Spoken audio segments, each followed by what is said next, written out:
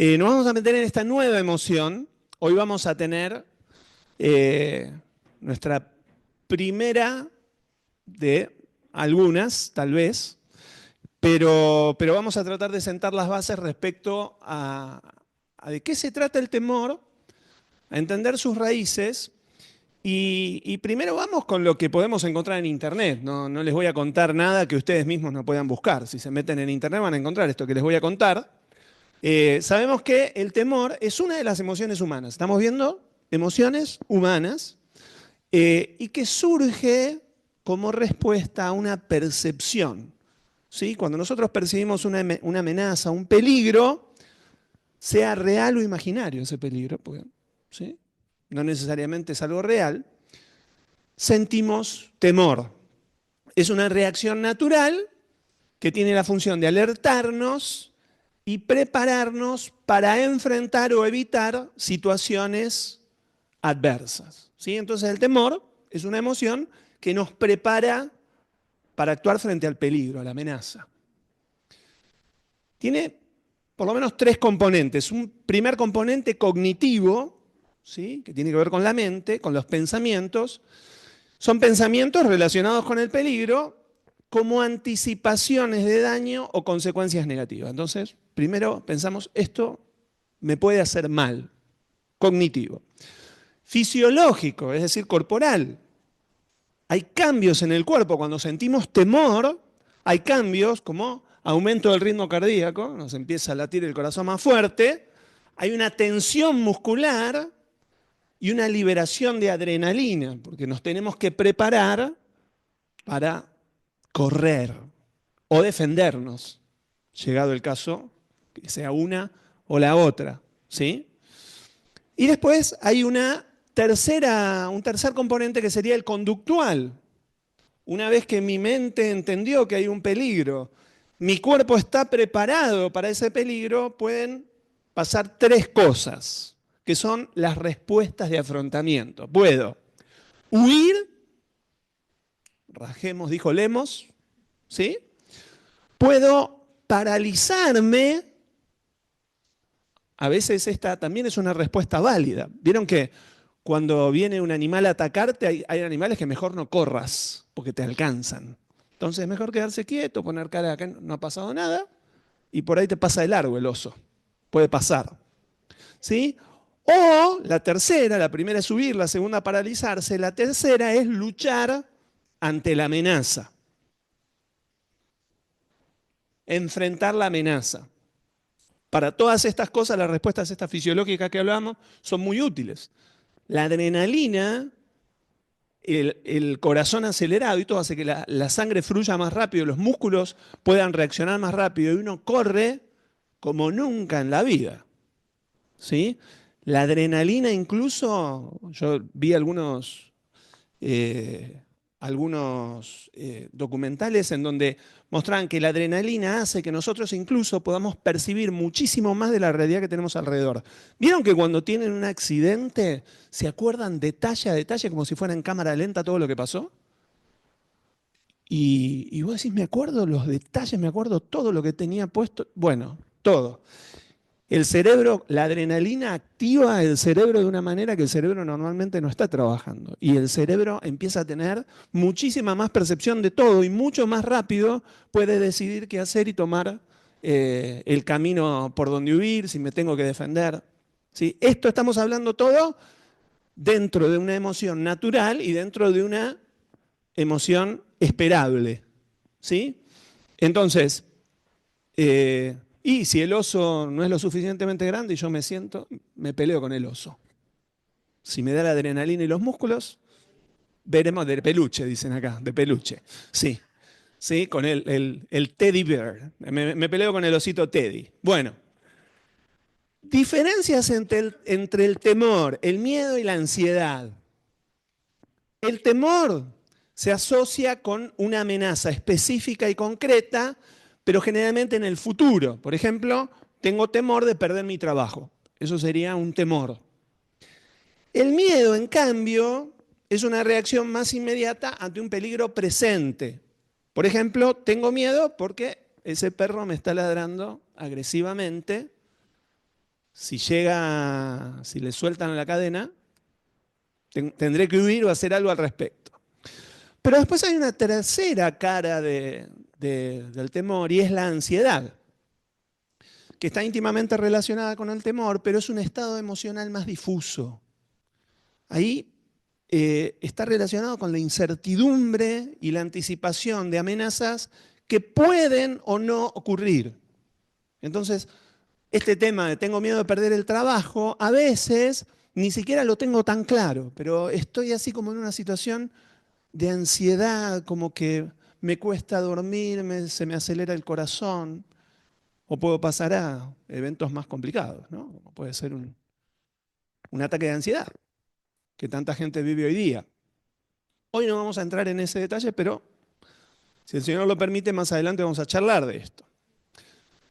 Y si bien puede haber una distinción, como veíamos recién, entre temor y miedo, en general los términos suelen ser intercambiables y se pueden considerar sinónimos. Entonces, vamos a leer muchos pasajes en la Biblia en donde se habla de miedo, pero en realidad aplicaría mejor la palabra temor y viceversa, de acuerdo a lo que vimos recién. Entonces, en nuestro estudio de acá para adelante, temor y miedo van a ser intercambiables. Van a ser intercambiables. Después dependerá a qué lo apliquemos. Será más un temor, más un miedo, ¿sí? En resumen, el temor es una emoción natural, es útil, pero cuando es excesivo o es irracional, puede convertirse en una barrera para la vida cotidiana y generar ansiedades o fobias. Cuando llega a ese punto, ya la cosa se complica, ya no es muy útil que digamos, ¿sí? Y se convierte en algo negativo que nos termina dañando. Entonces, obviamente lo que estamos buscando a través de esta serie no es eliminar esta emoción como tal,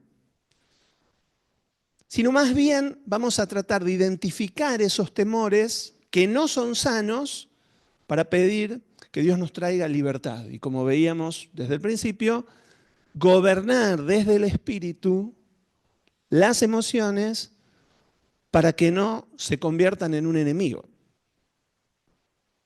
Entonces, con esto, ya les digo, más o menos tenemos una base para entender hacia dónde vamos. Y ahora quiero que vayamos a nuestro manual de vida. ¿Cuál es nuestro manual de vida? Muy bien, veo gente muy, muy ubicada. Estamos en la iglesia, ¿sí? Otros tendrán otro, espero que no. Entonces, la Biblia, nuestro manual de vida. Y quiero que vayamos, tomando la Biblia como punto de referencia, que vayamos a donde todo comenzó. ¿Dónde comienza todo en la Biblia? Vamos a Génesis, libro fácil de ubicar, junto con Apocalipsis son los dos más fáciles de encontrar. Génesis 2. Génesis 2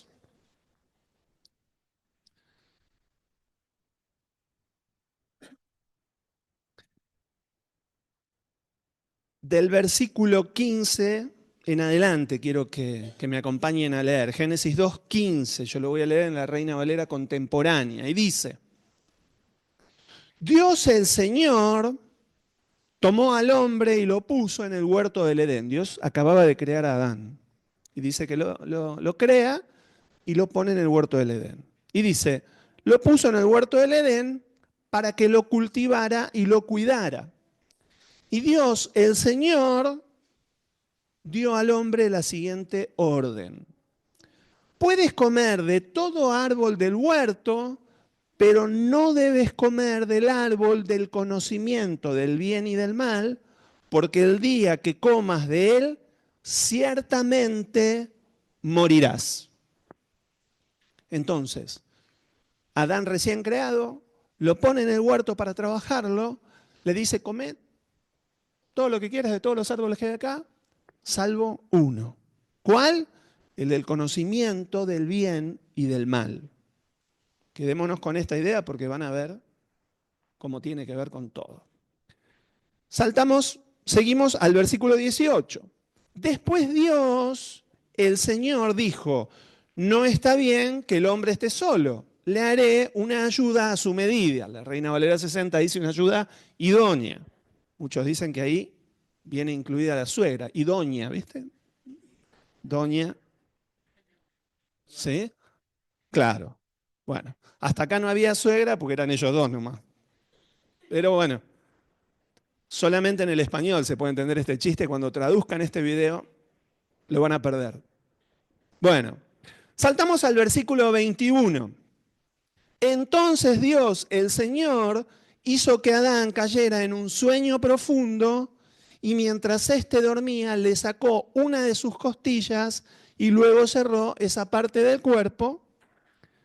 Primera operación de la historia. ¿Sí? Fíjense que Dios operó igual que se opera hoy, parece mentira, ¿no? Pero bueno. Seguimos versículo 22. Con la costilla que sacó del hombre, Dios el Señor hizo una mujer y se la llevó al hombre. Versículo 25, vamos a adelantar un poquito. Y aunque Adán y su mujer andaban desnudos, no se avergonzaban de andar así. Fíjense, tenemos a Adán y a Eva y vivían una vida plena en el Edén, desnudos, sin ningún tipo de complicación. Hasta acá llegamos con el versículo 25 y vamos a ver qué pasa a partir del capítulo 3 de Génesis. La cosa se empieza a complicar. Génesis 3, 1.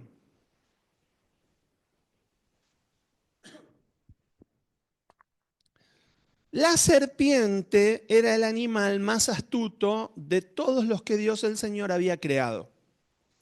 Así que le dijo a la mujer, así que Dios les ha dicho a ustedes que no coman de ningún árbol del huerto. La mujer le respondió a la serpiente, podemos comer del fruto de los árboles del huerto, pero Dios nos dijo, no coman del fruto del árbol que está en medio del huerto, ni lo toquen, de lo contrario morirán. Se ve que Dios también se lo dijo a Eva después, se lo había dicho a Adán, por lo visto Eva tenía la misma información. Entonces la serpiente le dijo a la mujer, no morirán. Dios bien sabe que el día que ustedes coman de él, se les abrirán los ojos y serán como Dios, conocedores del bien y del mal. ¿Cómo se llamaba el árbol? El árbol del conocimiento. El diablo les dice, si comes del árbol, vas a tener conocimiento del bien y del mal. Tenía sentido. La mujer vio que el árbol era bueno para comer, apetecible a los ojos y codiciable para alcanzar la sabiduría. Tomó entonces uno de sus frutos y lo comió y le dio a su marido que estaba con ella y él también comió. No quiero entrar en cuestiones de feminismo, que estamos con el Día de la Mujer. Bueno, fallaron los dos. La mujer comió y lo convence a Adán, pollerudo. No podía ser pollerudo porque no usaba pollera todavía. Pero la realidad es que los dos comen. En ese instante se les abrieron los ojos a los dos. Lo que le había dicho el diablo era verdad. Se les van a abrir los ojos. Se les abrieron los ojos a los dos y se dieron cuenta de que estaban desnudos. Entonces tejieron hojas de higuera y se cubrieron con ellas. El hombre y su mujer oyeron la voz de Dios el Señor que iba y venía por el huerto con el viento del día. Entonces corrieron a esconderse entre los árboles del huerto para huir de la presencia de Dios el Señor. Pero Dios el Señor llamó al hombre y le dijo, ¿dónde andas? Y él respondió, oí tu voz en el huerto y tuve miedo, pues estoy desnudo. Por eso me escondí. La historia continúa, Dios diciéndole, ¿quién te dijo que estaba desnudo? ¿Cómo es esto? En todo este relato habría muchísimas cosas para estudiar y analizar, pero hoy nos estamos enfocando en esto último que acabamos de ver de Adán. Nos estamos enfocando en el temor. Ven acá, por lo menos en la Reina Valera contemporánea, habla de miedo. Pero en el versículo 10 lo vemos a un Adán temeroso, en realidad Adán y Eva. Porque Adán dice, tuve miedo, pero en realidad los dos se fueron a esconder. Es decir, los dos tuvieron miedo. ¿Y tuvieron miedo de quién? Tuvieron miedo de Dios. Tuvieron miedo de la presencia de Dios que se estaba moviendo en el huerto. Entonces, si nosotros empezamos a mirar atrás, estamos hablando de la emoción, del miedo, del temor, está bien, entró un sonido raro. Bueno, eh, si empezamos, es el temor, ya me dio miedo, ¿no? Bueno, cuando empezamos a rastrear, nos damos cuenta que el temor tiene una raíz. Y la raíz está inmediatamente después del pecado de Adán y de Eva. Podríamos pensar en muchas razones por las que Adán y Eva tuvieron miedo y se escondieron de Dios, pero déjenme explorar la siguiente.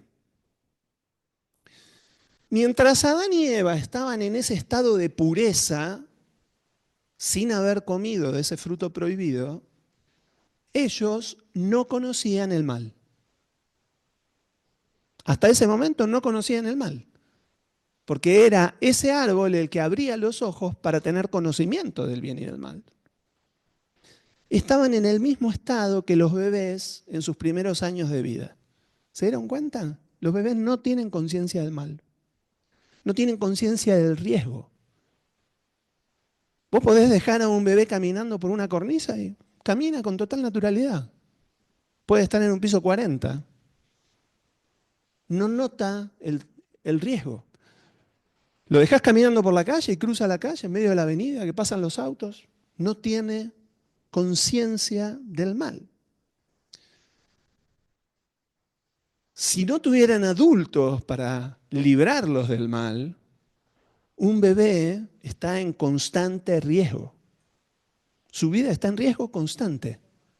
Por eso tenés que estar corriéndole atrás, como pasa con Samuel, ahora está pasando ya con Sarita acá. Samuel ya se rompió un bracito, ¿no? Porque no tienen conciencia del riesgo y van corriendo y se tiran del quinto piso y no lo podés parar. Entonces hace falta un adulto para guardarlos del mal. Bueno, mientras Adán y Eva no habían comido del árbol del conocimiento del bien y del mal, ni siquiera habían tomado conciencia que estaban desnudos, es decir, no eran conscientes de su vulnerabilidad. No eran conscientes de que eran vulnerables. En cuanto se les abrieron los ojos, se empezaron a proteger el cuerpo. Hasta ese momento no había conciencia. Pero no es que no había conciencia para mal. ¿Por qué? Porque tenían quien los cuide. Como un bebé chiquito. Si nosotros padres cuidamos a nuestros bebés chiquitos cuando están en pleno riesgo y todo, cuanto más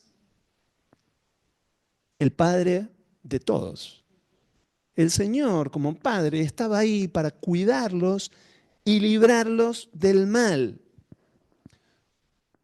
Ellos no estaban preparados para comer ese fruto y tener conocimiento del mal. Dios no nos creó, no estamos preparados como seres humanos para el mal. Dios no había creado al ser humano para eso. Entonces, déjenme llegar a la siguiente conclusión a la luz de lo que acabamos de leer en esta historia. Si bien el temor hoy es necesario para alertarnos de los riesgos, es una emoción que tiene su raíz en el pecado. Ya que este fue el que abrió la puerta para el mal en la tierra y convierte a la tierra en un ámbito hostil en el que tenemos que defendernos de amenazas que en nuestro estado puro no tendríamos. Si Adán y Eva se hubieran mantenido en su estado puro, en una relación plena con Dios como tenían, no había más riesgos. No había más riesgos. Ahora, siguiendo esta línea de ideas, podríamos decir que incluso el miedo a la muerte es el sentimiento basal de todo temor.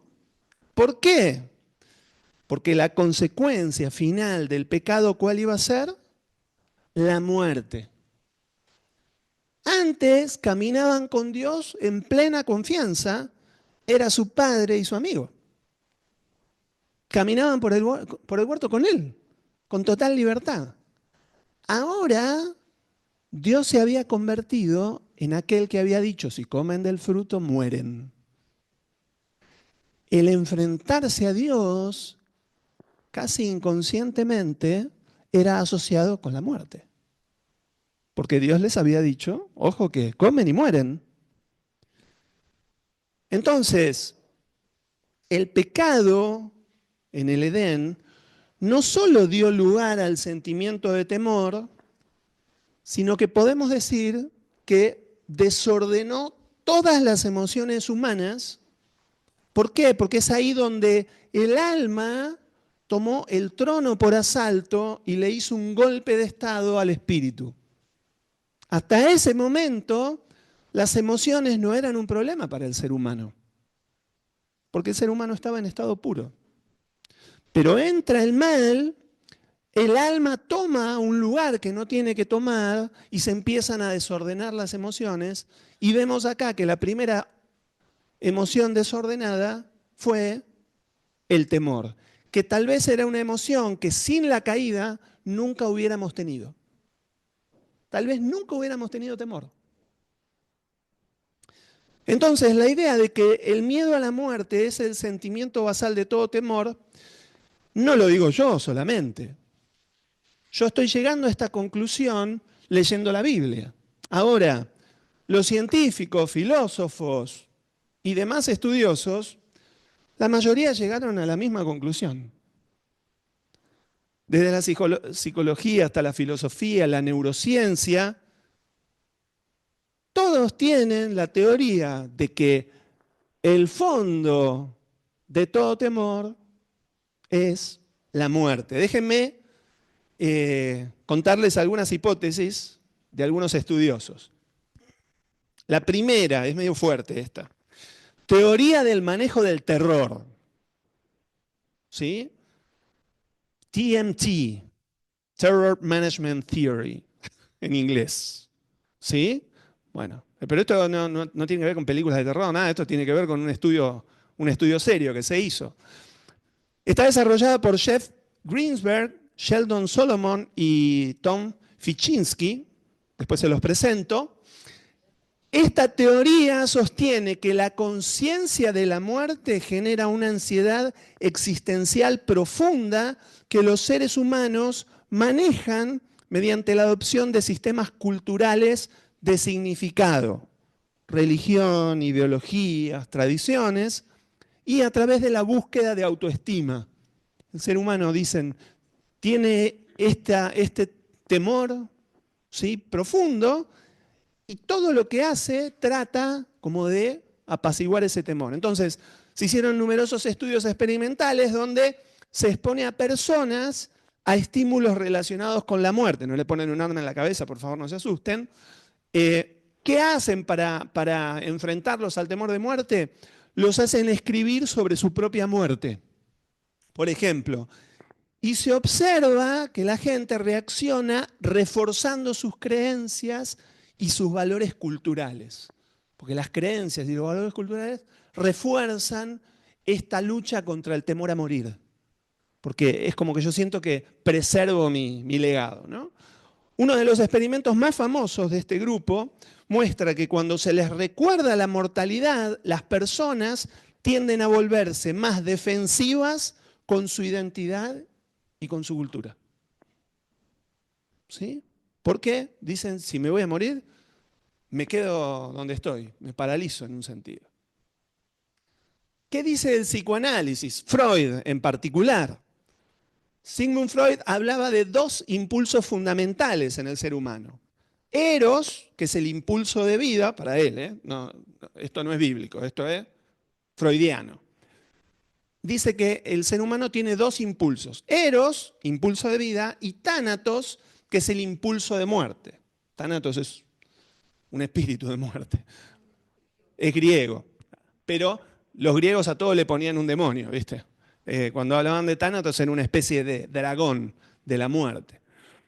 Y aunque Freud argumentó que la muerte no es un miedo consciente, porque el inconsciente no la concibe, reconoció que muchas ansiedades están relacionadas indirectamente con el temor a la aniquilación. Esto decía Freud. Y después, Otto Rank, discípulo de Freud, exploró el concepto del miedo a la muerte como la base de todas las fobias. Decía que la base de todas las fobias, en el fondo, era temor a la muerte. ¿Qué dice la neurociencia al respecto, ahora que está tan de moda? La neurociencia identificó a la amígdala, una región ahí en el cerebro, dice que la amígdala es clave en la respuesta al miedo. Cuando uno tiene miedo, se activa la amígdala. Y dice que hay estudios con neuroimagen que han demostrado que las amenazas percibidas como existenciales, como la muerte, activan intensamente esa área del cerebro. Sí.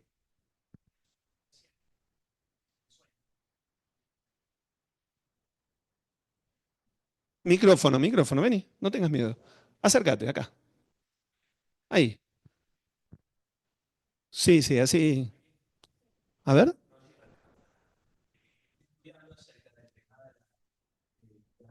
Ujú. Saben que voy haciendo estudios acerca de la parálisis del sueño desde el punto de vista científico, neurológico y a nivel espiritual. Y cuando la persona atraviesa por el periodo de parálisis del sueño, la amígdala se sobreestimula a tal grado que científicamente es lo que hace ver a las personas resultas alucinaciones en el cuarto, ¿no? Pero para que vean o vean todos el poder que tiene la estimulación de la amígdala. No es la amígdala que tenemos en la garganta, No. es la región. Muy bueno, muy bueno. Hola, hola. ¿Va a quedar sin audio? Bueno, lo digo. Emilio estuvo estudiando el tema de la amígdala y decía que él estuvo estudiando el tema de parálisis del sueño y decía que cuando las personas atraviesan el tema de la parálisis del sueño, que nosotros cristianos sabemos que tiene un profundo trasfondo espiritual, digamos, pero cuando pasan por ese proceso de la parálisis del sueño, la amígdala es súper estimulada, súper estimulada. Y bueno, la neurociencia dice que por eso por ahí la gente tiene alucinaciones y ve sombras. Nosotros sabemos que tiene que ver con otras cosas, ¿sí? Tiene que ver con espíritus que se manifiestan. Pero las investigaciones en neuropsicología han encontrado que cuando las personas se enfrentan estímulos relacionados con la muerte, su cerebro reacciona de manera similar a otras amenazas directas de supervivencia. Entonces, la neurociencia apoya esta misma idea, que el temor está íntimamente relacionado con el temor a la muerte. Después, estudio de psicología evolutiva. Habrá cristianos que dicen la evolución existe, la evolución no existe, pero los científicos que analizan el tema de la evolución dicen que todos los miedos derivan del miedo a la muerte porque cualquier amenaza, históricamente el ser humano tenía amenazas más del tipo depredadores, enfermedades, exclusión social, te echaban de la aldea y tenías que sobrevivir solo, ¿no? Que todo temor está ligado a la supervivencia y que el miedo a la muerte, según estos estudiosos, ha moldeado comportamientos sociales como la cooperación, la religiosidad, y brindan protección y sentido. Entonces, como que la gente, por el miedo a la muerte, eh, genera comunidades, se ayudan unos a otros, porque dice, bueno, yo te ayudo, me vas a ayudar cuando yo esté en riesgo, ¿no? Y la ciencia, los científicos que no son cristianos ven la religiosidad simplemente como un escudo ante estas cosas, ¿no? No pueden ver más allá a un Dios protector, ¿no? Y el último estudio, y hay muchos estudios, pero este que vamos a ver tiene que ver con psicología experimental, ¿sí?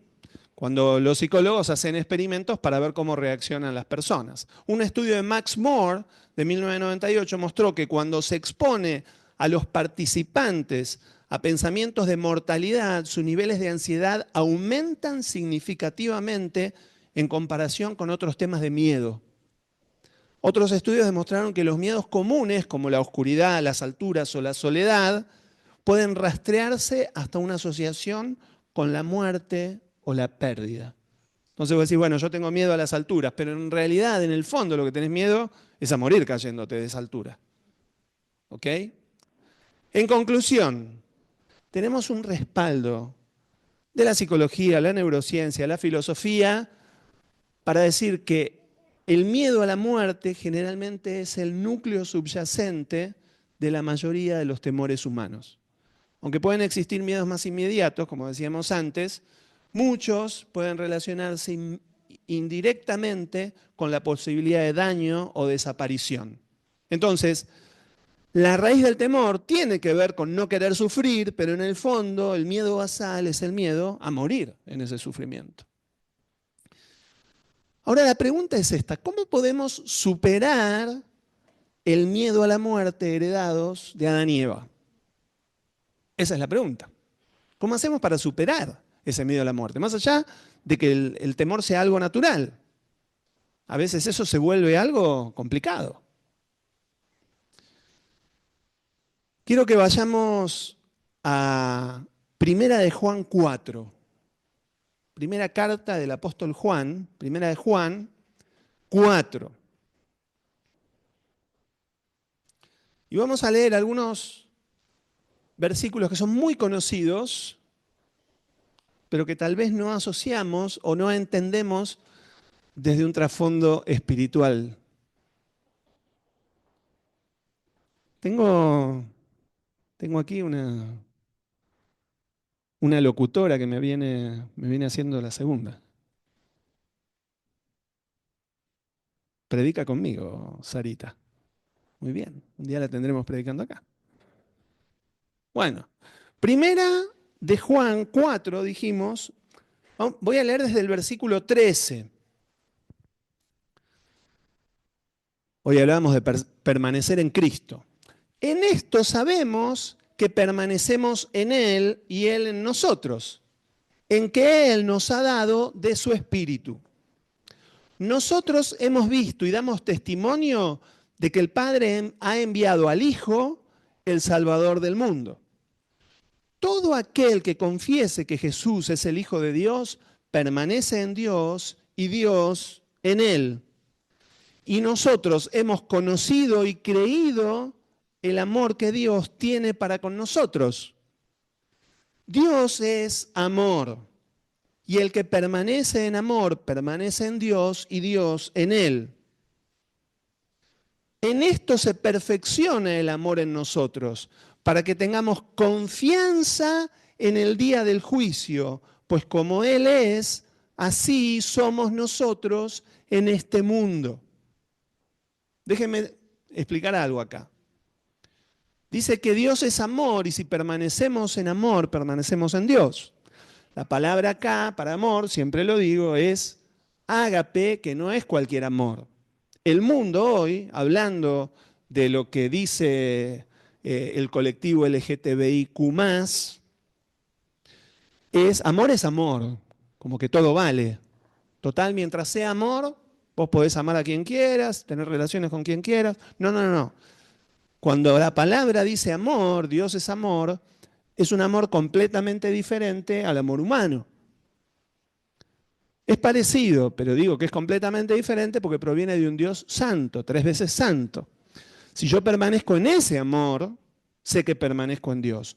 No es porque yo estoy enamorado de Noemí que yo permanezco en Dios.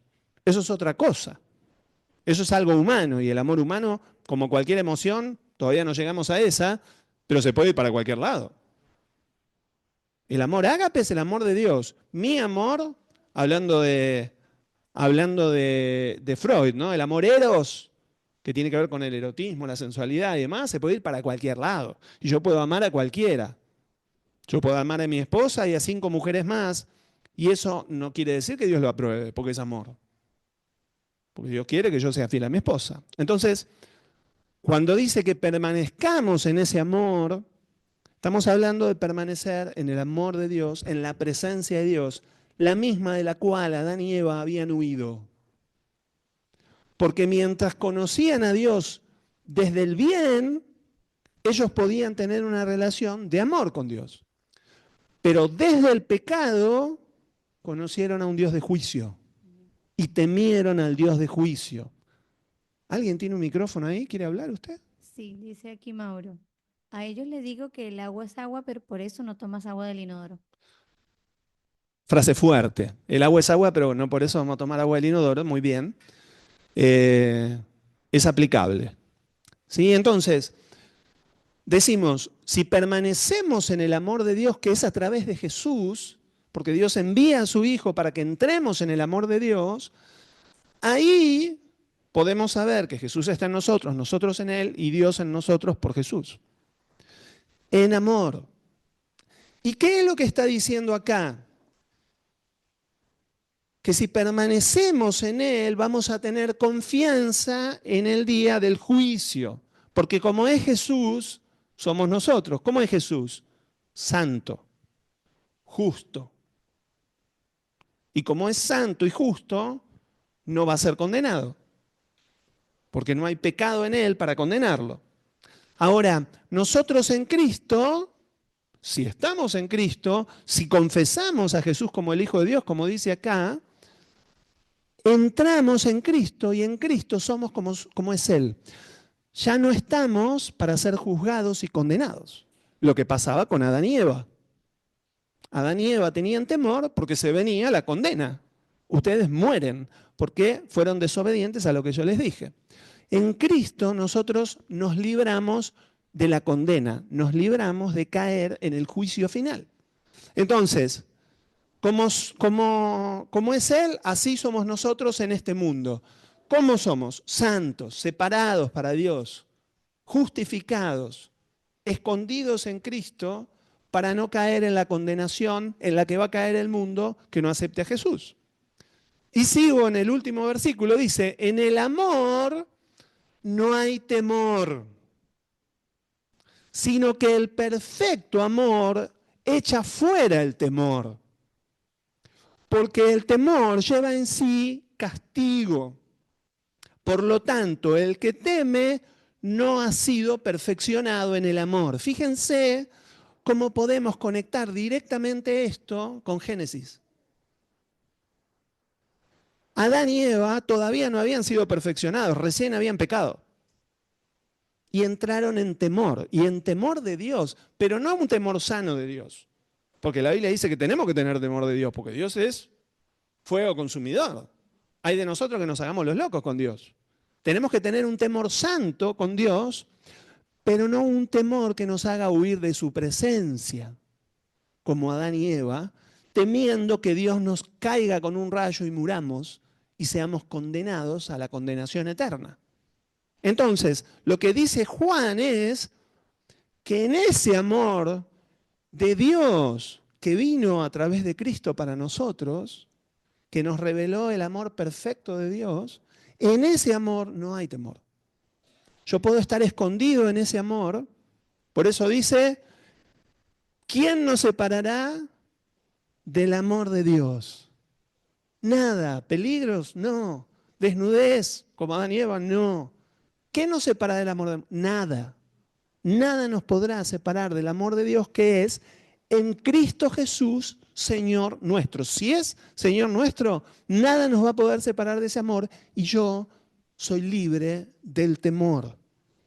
¿Por qué? Porque el temor de fondo tiene castigo.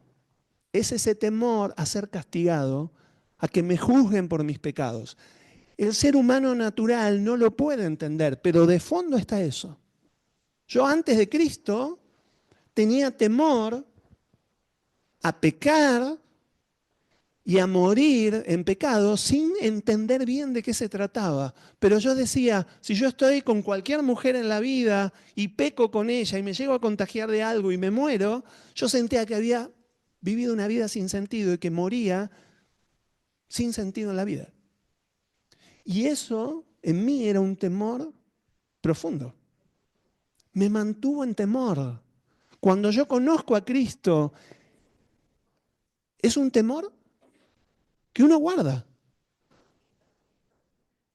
Ah, que nos protege, sí. A mí me protegió, pero cuando yo conocí el amor de Dios, entendí lo que me estaba pasando y dije, si yo vivo una vida santa en Cristo, yo ya no tengo ese miedo. Yo ya no tengo miedo a morirme en vano. Yo ya puedo morir con sentido en la vida y no voy a ser juzgado.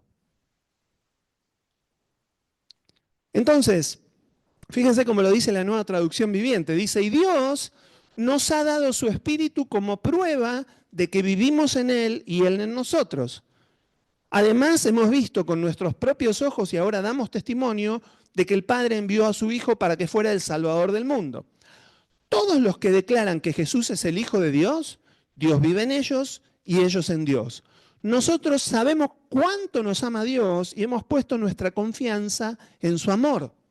Dios es amor y todos los que viven en amor viven en Dios y Dios vive en ellos. Y al vivir en Dios, nuestro amor crece hasta hacerse perfecto. Fíjense qué interesante. Nuestro amor crece hasta hacerse perfecto. Por lo tanto, no tendremos temor en el día del juicio, sino que podremos estar ante Dios con confianza porque vivimos como Jesús, vivimos como vivió Jesús en este mundo. En esta clase de amor no hay temor. Porque el amor perfecto expulsa todo temor. Si tenemos miedo es por temor al castigo, y esto muestra que no hemos experimentado plenamente el perfecto amor de Dios.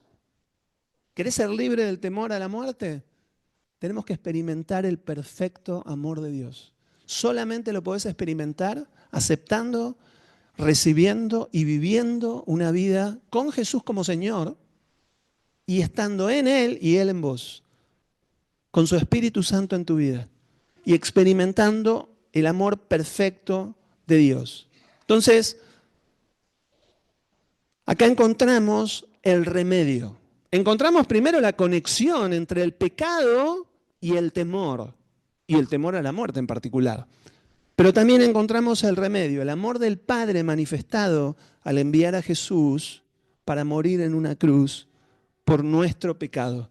Cuando resuelve el tema del pecado, ya no hay por qué temer. Si Él me limpia de pecado, yo ya no tengo miedo de ese juicio. Entonces, la confianza en la obra de Jesús en la cruz, resolviendo el problema del juicio por el pecado, y nuestra confesión es nuestra declaración de fe de que Jesús es el Hijo de Dios y nuestro Señor. Entonces, fíjense lo que dice Romanos 10, del 8 al 11. Romanos 10, del 8 al 11. Porque sin darnos cuenta, esto lo vivimos predicando y no nos damos cuenta que tenemos acá una llave que nos libra del temor a la muerte.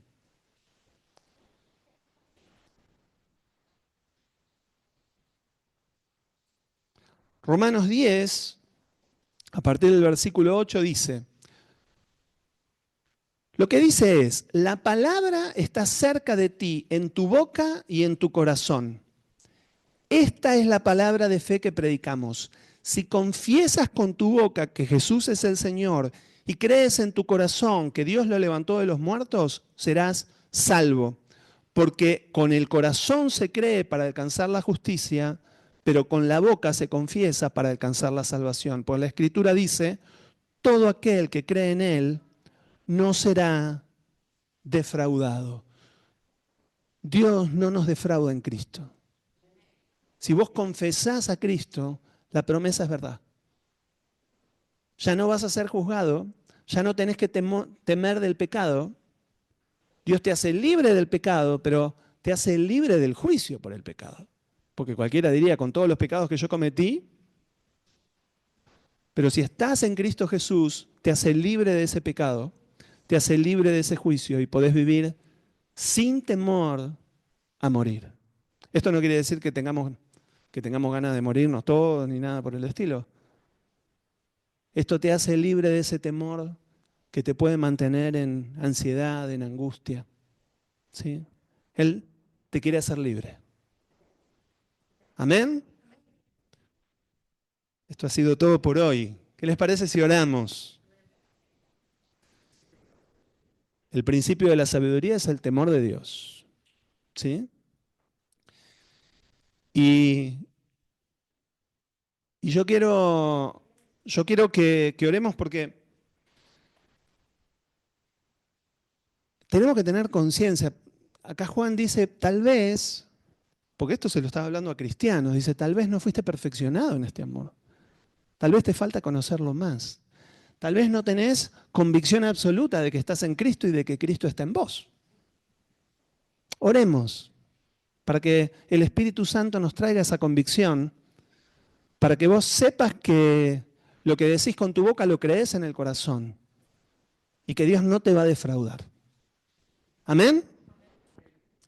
Digámosle así, digámosle, Padre Dios, gracias por tu amor perfecto, que se hizo carne, que vino a esta tierra.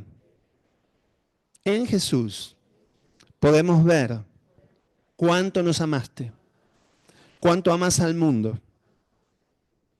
Señor, en ese amor confesamos que Jesucristo es el Señor, el Hijo de Dios, y lo recibimos en nuestro corazón. Señor, danos tu promesa, tu Espíritu Santo, que nos da convicción de que somos hijos y que nos librás del juicio, que lavás todo pecado de nuestra vida. Señor, nos arrepentimos de ese pecado que nos hizo alejarnos y escondernos de tu presencia por tanto tiempo.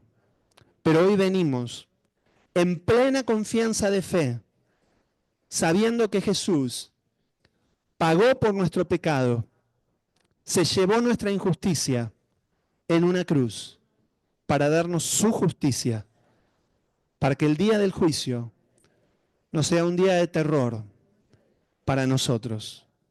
Gracias, Señor. En el nombre de Jesús.